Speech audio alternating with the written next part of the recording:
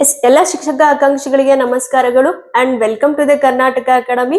ಶಿಕ್ಷಕರ ನೇಮಕಾತಿ 2025ಕ್ಕೆ ಸಂಬಂಧಪಟ್ಟಂತೆ ನಿಮ್ಮ ಕರ್ನಾಟಕ ಅಕಾಡೆಮಿಯಲ್ಲಿ ನಾವು ವಿನೂತನ ಬ್ಯಾಚ್ ಕೋರ್ಸ್ ಗಳನ್ನ ಪ್ರಾರಂಭ ಮಾಡಲಾಗಿದ್ದು, ಇಲ್ಲಿ ಬರತಕ್ಕಂತಹ ಒಂದು ಪೇಪರ್ಸ್ ಗಳು ಯಾವುದು, ಅದೇ ರೀತಿಯಾಗಿ ಯಾವ್ಯಾವ ರೀತಿಯಾದಂತಹ ಎಕ್ಸಾಮ್ಸ್ ಗೆ ಈ ಒಂದು ಕಾಲ ಆಗ್ತಿದೆ ಅನ್ನೋದನ್ನ ನಾವು ನೋಡಿದಾಗ, ಇಲ್ಲಿ ಫಸ್ಟ್ ಬಂದ್ಬಿಟ್ಟು ಟಿಇಟಿ ಪೇಪರ್ 1 ಮತ್ತೆ ಟಿಇಟಿ ಪೇಪರ್ 2 ಅಂತ ಹೇಳಿ ಇದೆ.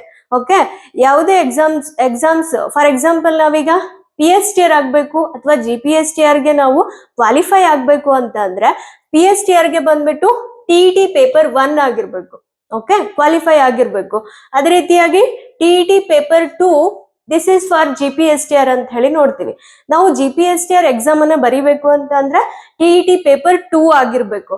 ಹಾಗಾದ್ರೆ ಟಿಇಟಿ ಪೇಪರ್ 1 ಅಲ್ಲಿ ಯಾವ ರೀತಿಯಾದಂತಹ ಒಂದು ಸಬ್ಜೆಕ್ಟ್ಸ್ ಗಳು ಇರ್ತವೆ ಅನ್ನೋದನ್ನ ನಾವು ನೋಡಿದಾಗ, ಕನ್ನಡ 30 ಮಾರ್ಕ್ಸ್ ಇರುತ್ತೆ, ಅದೇ ರೀತಿಯಾಗಿ ಇಂಗ್ಲಿಷ್ 30 ಮಾರ್ಕ್ಸ್ ಇರುತ್ತೆ, CDP 30 ಮಾರ್ಕ್ಸ್ ಇರುತ್ತೆ, ಅದೇ ರೀತಿಯಾಗಿ ಮ್ಯಾಥ್ಸ್ ಬಂದ್ಬಿಟ್ಟು 30 ಮಾರ್ಕ್ಸ್, EVS ಇಲ್ಲಿ ಸೈನ್ಸ್ ಇರೋದಿಲ್ಲ, EVS 30 ಮಾರ್ಕ್ಸ್ ಇರುತ್ತೆ.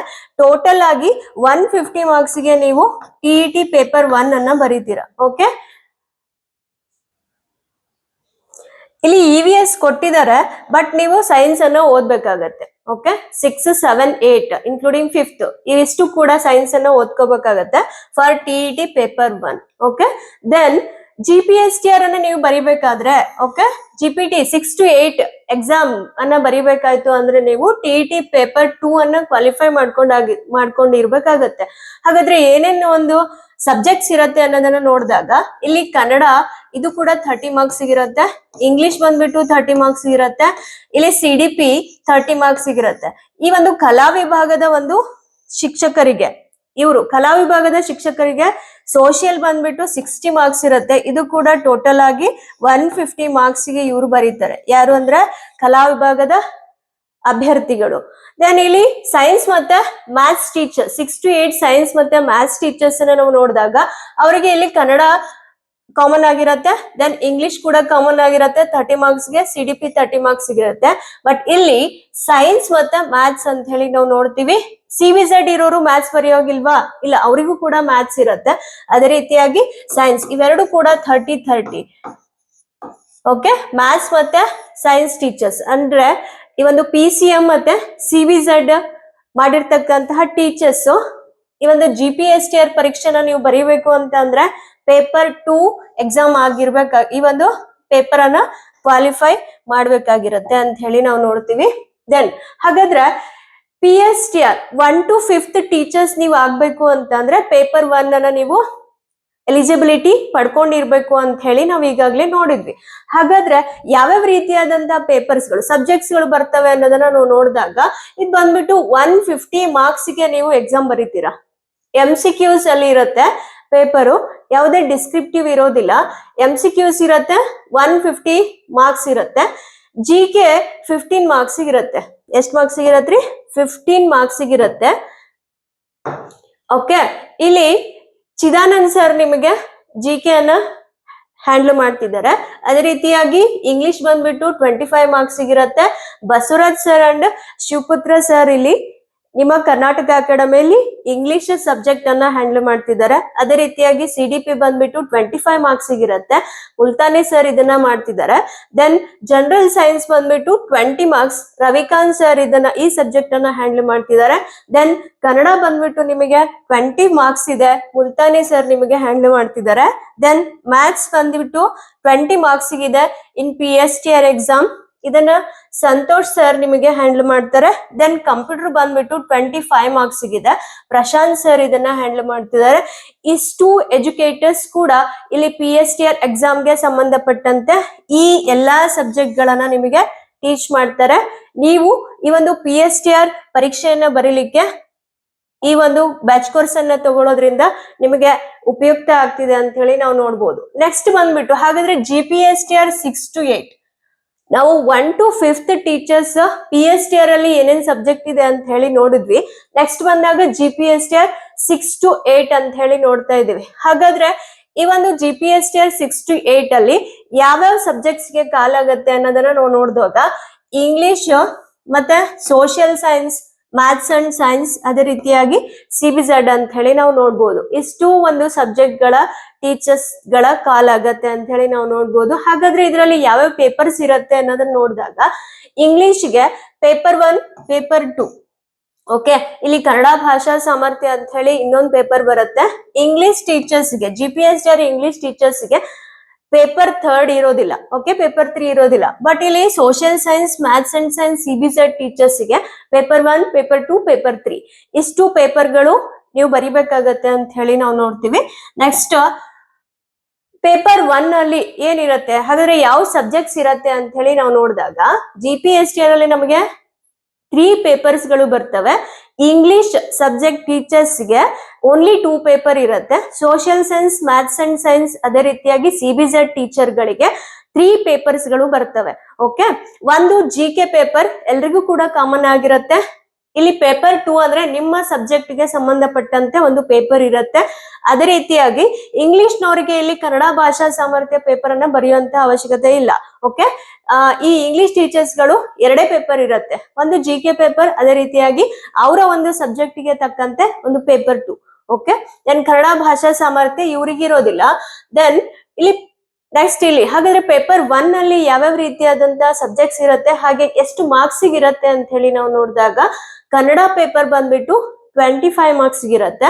ದೆನ್ ಇಂಗ್ಲಿಷ್ ಬಂದ್ಬಿಟ್ಟು 25 ಮಾರ್ಕ್ಸ್, CDP ಬಂದ್ಬಿಟ್ಟು 50 ಮಾರ್ಕ್ಸ್, ದೆನ್ GK ಬಂದ್ಬಿಟ್ಟು 25 ಮಾರ್ಕ್ಸ್ ಇರುತ್ತೆ. Health and value education, this is for 15 marks. Computer ಬಂದ್ಬಿಟ್ಟು 10 ಮಾರ್ಕ್ಸ್.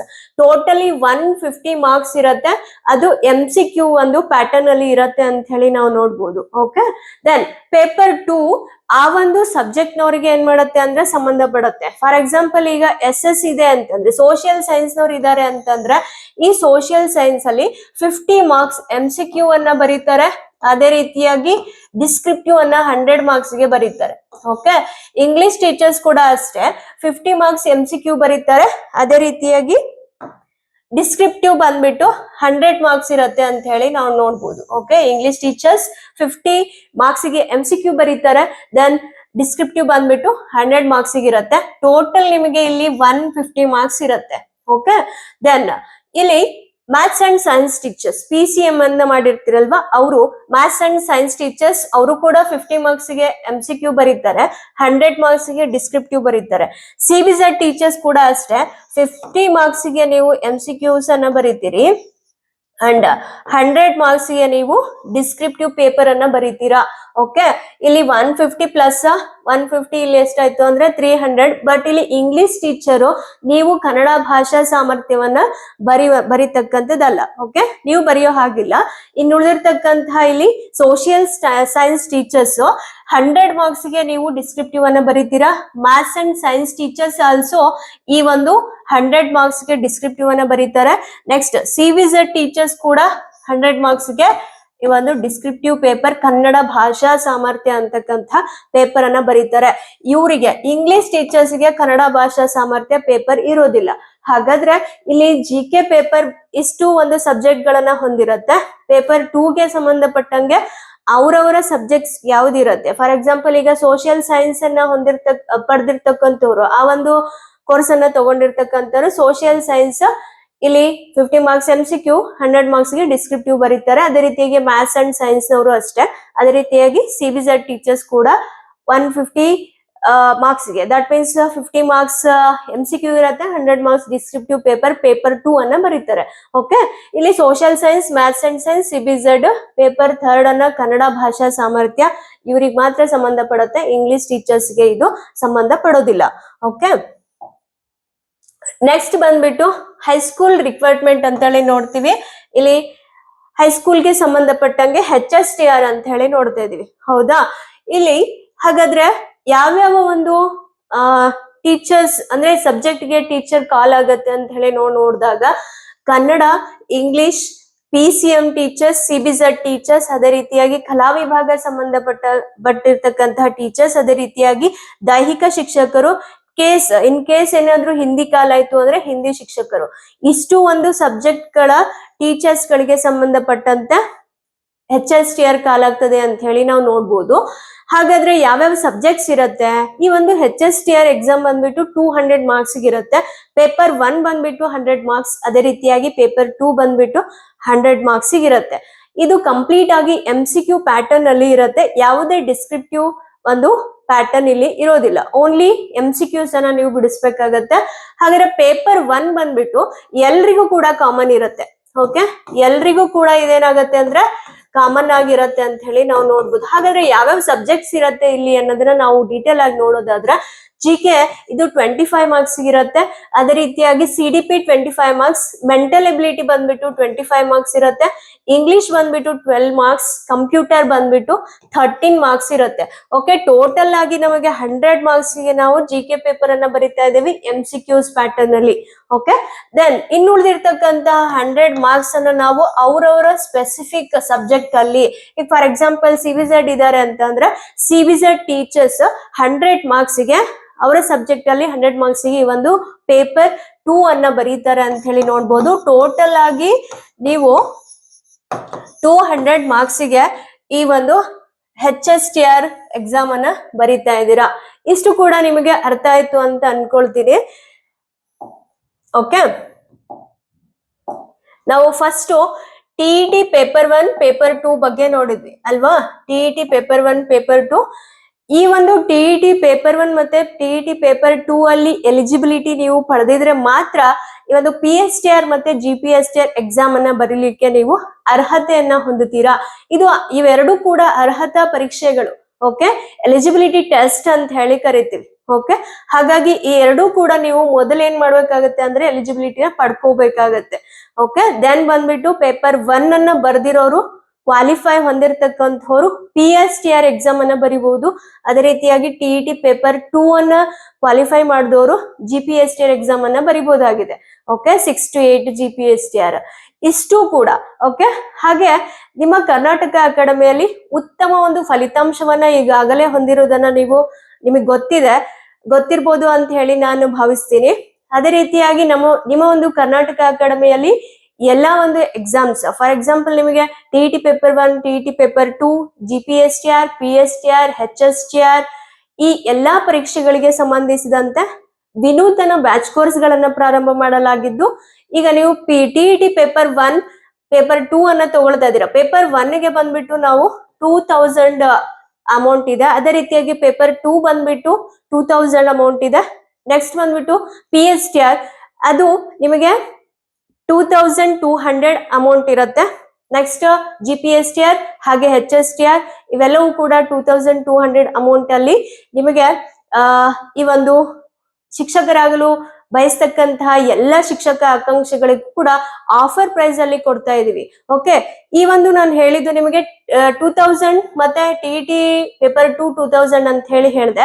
ಅದೇ ರೀತಿಯಾಗಿ PSTR, GPSTR ಹಾಗೆ HSTR ಎಲ್ಲವನ್ನು ಕೂಡ 2200 ಅಲ್ಲಿ ಅತಿ ಕಡಿಮೆ ದರದಲ್ಲಿ ನಿಮಗೆ ಈ ಒಂದು ಉತ್ತಮ ಸೌಲಭ್ಯವನ್ನು ನಾವು ನಿಮಗೆ ಒದಗಿಸ್ತಾ ಇದ್ದೀವಿ.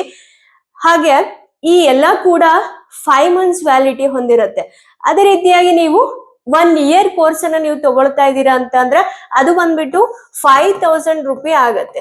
ಓಕೆ, 5000 ರೂಪೀಸ್ ಅಲ್ಲಿ ನೀವು 1 ವರ್ಷದ ಕೋರ್ಸ್ ಅನ್ನ ಪಡೆದುಕೊಳ್ಳೋದಾಗಿದೆ. ಹಾಗಾದ್ರೆ ಯಾವ್ಯಾವ ಎಕ್ಸಾಮ್ಸ್ ಅನ್ನ ನೀವು 5000 ಅಲ್ಲಿ ಕೊಡ್ತಾ ಇದ್ದೀರಾ ಅನ್ನೋದನ್ನ ನೋಡಿದಾಗ ನಿಮ್ಗೆ TET ಪೇಪರ್ 1 ಪೇಪರ್ 2 ಅದೇ ರೀತಿಯಾಗಿ PSTR, HSTR ಹಾಗೆ GPSTR ಈ ಎಲ್ಲಾ ಕೋರ್ಸ್ಗಳು ಕೂಡ ನಿಮಗೆ 1 year ವರೆಗೂ ನಿಮಗೆ ವ್ಯಾಲಿಡಿಟಿ ಇರುತ್ತೆ. ಹಾಗಾಗಿ ಈ ಎಲ್ಲಾ ಕೋರ್ಸ್ಗಳ ಹಾಗೂ ಅನುಭವಿ ಶಿಕ್ಷಕರಿಂದ ನಿಮಗೆ ಏನಾಗುತ್ತೆ ಅಂದ್ರೆ ಇಲ್ಲಿ ಬೋಧನೆ ಮಾಡ್ಲಿಕ್ಕೆ ಆಗ್ತಿದೆ. ಹಾಗಾಗಿ ಈ ಎಲ್ಲಾ ಒಂದು ಕೋರ್ಸ್ಗಳ ಸದುಪಯೋಗವನ್ನ ಪಡೆದುಕೊಂಡು ನೀವು ಶಿಕ್ಷಕರಾಗ್ತಕ್ಕಂತಹ ಕನಸನ್ನ ನನಸಾಗಿಸಿಕೊಳ್ಳಿ ಅಂತ ಹೇಳ್ತಾ ಎಲ್ಲರಿಗೂ ಕೂಡ ಧನ್ಯವಾದಗಳನ್ನ ಹೇಳ್ತಾ ಇದ್ದೀನಿ.